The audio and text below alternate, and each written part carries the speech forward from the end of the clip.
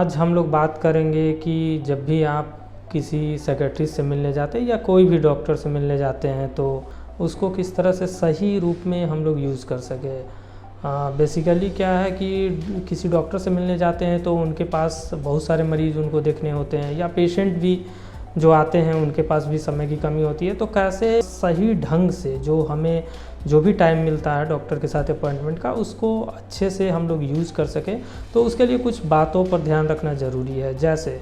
सबसे पहली बात कि आप पिछले बार का जो प्रिस्क्रिप्शन है जिसमें डॉक्टर ने लिखा है उसे लेके आएँ। पहले कुछ टेस्ट अगर करवाए हैं, ज़रूरी नहीं कि इसी डॉक्टर के साथ, पहले दूसरे डॉक्टर के साथ भी करवाएं, उसको भी लेके आएँ। तीसरी बात, बहुत बार ऐसा होता है कि पिछले जो डॉक्टर से दिखवाए हैं उनके साथ की जो दवाएं हैं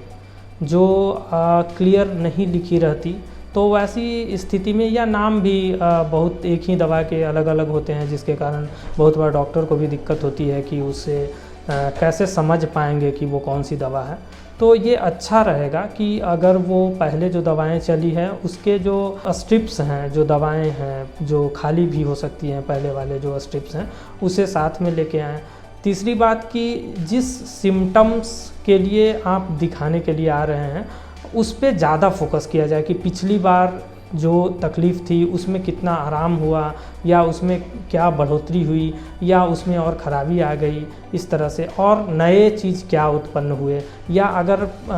जो पेशेंट है वो दवा लेता है या फैमिली मेम्बर को लगता है कि नहीं कुछ साइड इफ़ेक्ट्स हो रहे हैं, तो उसे आप कलम से अपने मतलब पेपर पे लिख के ला सकते हैं, उसे ऑर्गेनाइज करके कि एक तरफ लिख लिया कि हाँ हाँ ये सब चीज़ें थी जिसमें फ़ायदा हुआ है, ये सब कुछ सिम्टम थे जिसमें और ज़्यादा खराबी आ गई है, या इसमें उतना फ़ायदा नहीं हुआ है, या कुछ नए तरह के सिम्टम्स आए हैं। तो उस तरह से लिख के अगर लाते हैं तो डॉक्टर से कम्युनिकेट करने में मदद मिलता है और डॉक्टर भी अच्छे ढंग से समझ पाते हैं, क्योंकि ये ज़रूरी नहीं कि आदमी कितना भी रिवाइज़ कर ले या मन में सोच ले तो डॉक्टर के पास आए तो वो सब चीज़ें उन्हें याद ही हो। तो इस तरह से अगर करेंगे तो जो समय मिलता है डॉक्टर के साथ इंटरेक्शन का उसका अच्छा उपयोग किया जा सकता है और इससे मरीज़ को ज़्यादा बेनिफिट हो सकता है।